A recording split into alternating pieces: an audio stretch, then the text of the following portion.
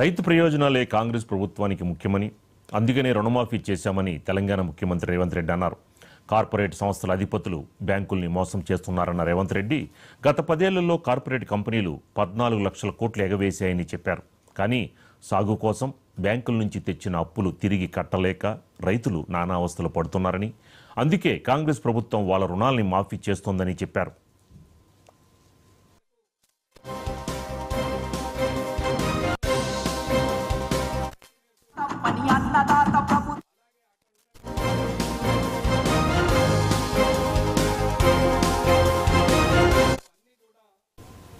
రెండో విడత పంట రుణాల మాఫీ నిధులను విడుదల చేసిన సందర్భంగా శాసనసభ ప్రాంగణంలో ఏర్పాటు చేసిన కార్యక్రమంలో మాట్లాడిన రేవంత్ రెడ్డి గతంలో అనేక మంది రైతులు సొంత పొలంలోనే పురుగుల మందు తాగి ప్రాణాలు కోల్పోయారని గుర్తు చేశారు.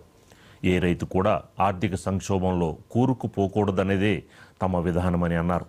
అందుకే ఈరోజు 1.5 లక్షల వరకు ఉన్న రైతు రుణాలన్నీ మాఫీ చేశామన్నారు.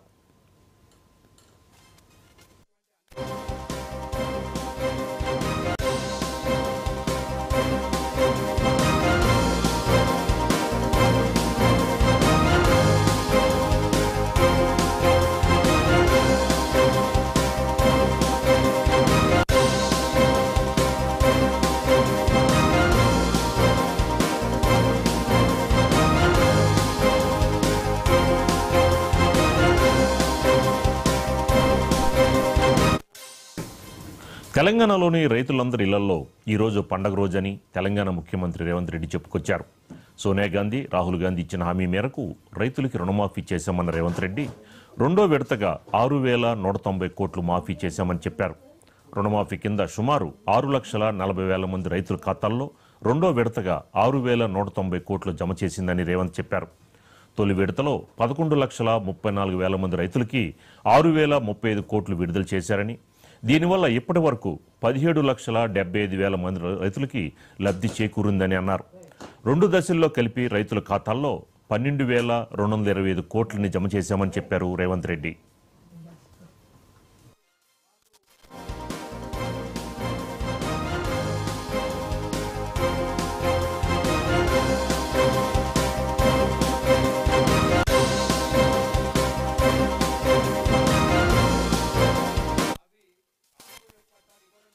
నేను ఒక్క మాట స్పష్టంగా చెప్పదలుచుకున్నా.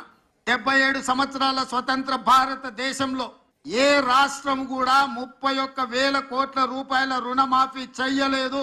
ఈ రోజు తెలంగాణ రాష్ట్రం మా ప్రభుత్వం చేసింది. ఇది దేశ చరిత్రలోనే రికార్డ్. ఈ రికార్డ్ రైతుల కోసమే చేసినాము, రైతులను ఆదుకోవాలన్న ఆలోచనతో చేసినాము. ఇవాళ మేము రుణమాఫీ చేసినామంటే ఎన్నికలు లేవు, మేము ఓట్లు అడగడం లేదు. ఎన్నికలు ఉన్నప్పుడు, ఓట్లు అడిగినప్పుడు రాజకీయ పార్టీలు ఇట్లాంటి నిర్ణయాలు చేస్తాయి తప్ప రాజకీయ ప్రయోజనం లేకుండా రైతు ప్రయోజనం కోసం ఎప్పుడు జరగలే. కానీ మేము రైతు ప్రయోజనానికే ప్రాధాన్యత ఇవ్వాలన్న ఆలోచనతో ఏ ఓట్లు లేనప్పుడు, ఏ సీట్లకు ఎన్నికలు జరగనప్పుడు ఈ రోజు ఈ కార్యక్రమాన్ని తీసుకోవడం ద్వారా రైతులకు అండగా నిలబడతామన్న విశ్వాసాన్ని మేము కల్పించదలుచుకున్నాం.